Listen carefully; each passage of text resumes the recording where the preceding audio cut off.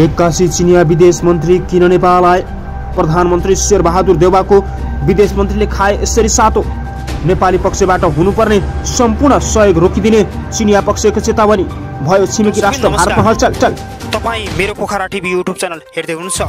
समाजमा र विश्वमा घटेका सत्य तथ्य खबरलाई तपाईँसँग पुर्याउने हाम्रो अभियान जारी छ।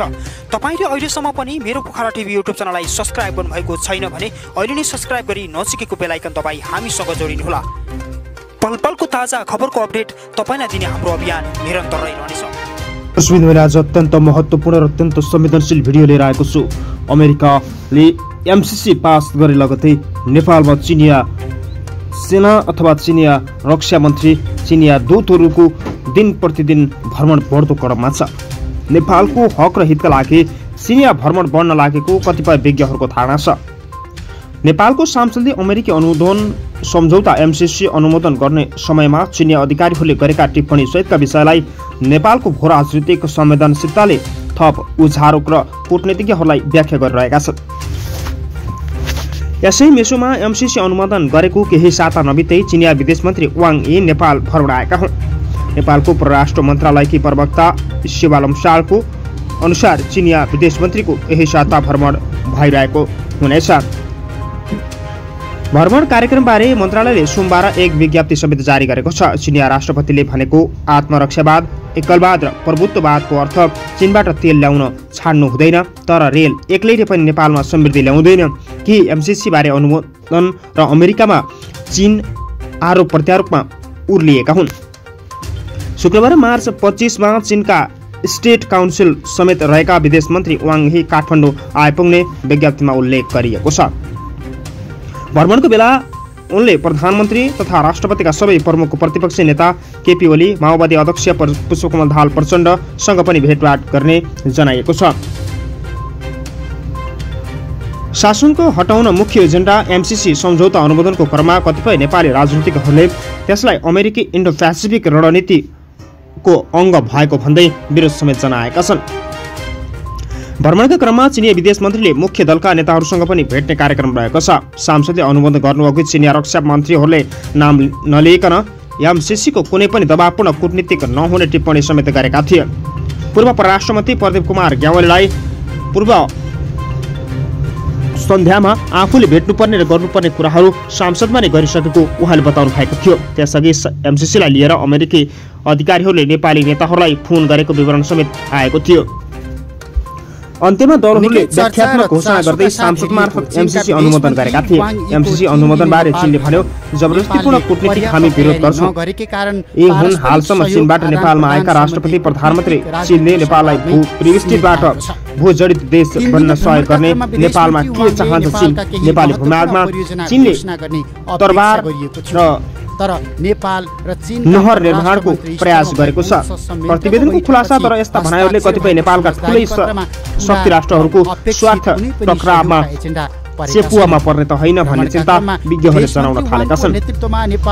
त्यसैले एमसीसी अनुमोदन लगत्तै हुन लागेको चिनिया विदेश मन्त्रीको भ्रमणलाई यस्तो स्वाभाविक सशङ्कीय हटाउन प्रयोग गर्न उनीहरूको सरकार एवं राजनीतिक नेतृत्वलाई सुझाव दिएका छन्। प्रतिनिधि सभाले अनुमोदन गर्नुअघि चिनिया अधिकारीहरूले नाम नलिइकन एमसीसीको कुनै पनि दबाव कूटनीतिक नहुने टिप्पणी समेत गरेका थिए। चीन हाम्रो नजिकको छिमेकी हो र साथी हो, सहयोगी हो। भ्रमणको बेला उताबाट आएका पछिल्ला अभिव्यक्तिबारे कुरा बुझेर उनीहरूले कुनै सशय छ भने प्रश्न पारिदिनुपर्ने बताएका थिए। यो मुख्य कुरा नै हो। परराष्ट्र मामिलाका जानकार भट्टराईले भने त्यसले चीनका लागि पूर्व राजदूत टङ्क कार्की पनि सहमत भएको बताएका छन्। सरकारले सामान्य छलफल नगरेकाले चीन हाई हाई भारत वाइलाई भन्ने कुरा आउँदैन। विशिष्ट इतिहास बोकेको नेपाल चीन कोदारी राजमार्गमा देखिएको सङ्कट, चिनिया राष्ट्रपतिको तिब्बत भ्रमणका बादसिटा नेपालसम्म कस्तो रहनेछ त? उनी भन्छन्, अन्तर्राष्ट्रिय मामिलामा नेपालको अङ्गीकार गर्दै आएको असंलग्न नीतिबारे हामीले पुनर्पुष्टि गराउनुपर्छ।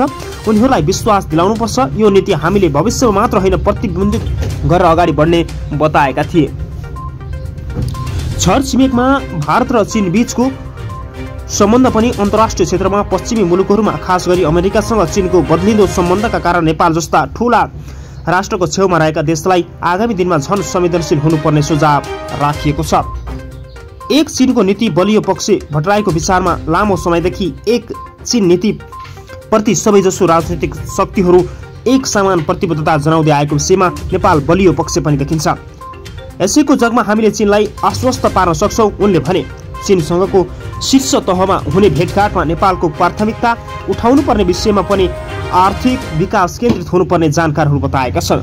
2011 चीनिया राष्ट्रपति सी जिनपिङको भ्रमणमा जुन आयोजना निर्माणका सहमति भएका थिए ती सबै कार्यान्वयनमा जोड दिनुपर्ने भट्टराईले आह्वान गरेका छन्। शेरबहादुर देउवालाई चीनिया विदेश मन्त्रीको ठूलै निवेदन रहेको छ। एमसीसी पास गराउनु जस्तो नकारात्मक टिप्पणी भएको भन्दै चीनबाट आएका विशेष दूतले चीनिया राष्ट्रपति सी जिनपिङको सन्देशसहित नेपाल आएका थिए। चीन नेपाली सेनासँग कस्तो सम्बन्ध चाहन्छ भन्ने विषयमा पनि खुलासा भएको छ। तातोपानी नाका खुलेपछि चीनिया सामान सस्तो होला त देउवा सरकार परराष्ट्र नीति कस्तो होला, प्राथमिकता के पर्ला, उनले नेपालकै हैसियत ऋण तिर्न पनि नसक्ने भएका हुन सक्ने, चीनबाट यथेष्ट रूपमा यस्तो अवस्था नहोला भन्न सकिन्छ। उनले सन् 1960 ताका चीन तुलनात्मक रूपमा सम्पन्न नभएकै बेला समेत कोदारी राजमार्ग समेत पूर्वाधार निर्माणमा उसले सहयोग गरेको स्मरण गर्दै त्यो सहयोग माग्नु उचित हुने बताएका छन्। पूर्व राजदूत टङ्क कार्यालय चाहिँ केही वर्ष यता खास गरी बेल्ट एन्ड रोड VRI कार्यक्रम लागू गराउने गरी अन्तर्राष्ट्रिय रेल सञ्चालन समेत गर्ने भएको छ। राष्ट्रपति विद्यादेवी भण्डारीसँग पनि चिनिया राजदूतले भेटघाट गर्ने भएका छन्। चिनिया विदेश मन्त्रीले गरेको भेटघाटले नेपालमा उच्च स्तरीय संयन्त्रको वार्ता समेत हुने भएको छ। नेपालमा भइरहेका भू राजनीतिक अवस्थालाई मध्यनजर गरी चिनिया विदेश मन्त्री नेपाल आउन लागेका हुन्।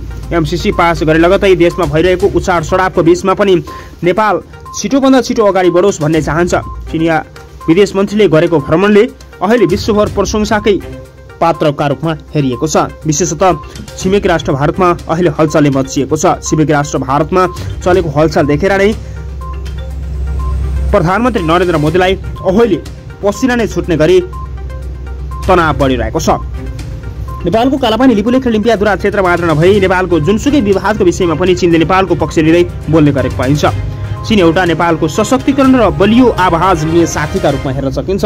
चीनले गरिरहेको काम सराहनीय भएको भन्दै कतिपय विज्ञहरूले चीनसँग हातेमाले गरेर नै अगाडि बढ्नुपर्ने एजेन्डा पारित गर्न थालेका छन्। चीन आफूसँग घनिष्ठ मित्रको रूपमा रहेको र चीनले जस्तोसुकै अवस्थामा पनि नेपाललाई दरिलो साथ दिने भएकाले चीनसँग हातेमालो गरेर अगाडि बढ्न सके नेपाललाई ठूलै रूपमा फाइदा हुने उनीहरू बताउँछन्। नेपालको पक्षबाट हुने चिनिया पक्षको सम्पूर्ण कार्यलाई अगाडि बढाउनुपर्ने दिशामा पनि हेरिएको बताइएको छ। चिनिया विदेश मन्त्री उनले नेपालको भ्रमणका क्रममा दिइने सम्पूर्ण प्रतिबद्धताहरू अब पूरा हुन सक्ने कतिपय विज्ञहरूको धारणा छ। नेपालमा भू राजनीतिक अवस्था र गहिरिँदै गएको एमसीसी जस्तो नकारात्मक खेलको अन्त्य गर्नुपर्ने चीनको धारणा छ। चीनले आफू सशक्तिकरण र बलियो अभियान बोकेको भएकाले यो अभियानलाई छिटोभन्दा छिटो सक्नुपर्ने बताएको छ। दर्शकवृन्द, आजको महत्त्वपूर्ण अनि एक्सक्लुसिभ खबर कस्तो लाग्यो? भिडियो अन्तिमसम्म हेरेर सुनेर साथ दिनुभयो त्यसका लागि धन्यवाद। यस्तै नयाँ ताजा खोज अनि सन्देशमूलक भिडियो हेर्नका लागि तपाईँले मेरो पोखरा टिभी मिठो अनलाइन टिभीलाई एकसाथ सब्स्क्राइब गरी हामीसँग जोडिनुहोला। पलपलको ताजा खबरको अपडेट तपाईँलाई दिने हाम्रो अभियान जारी छ। तपाईँको बाँकी पल शुभ रहोस्। नमस्कार।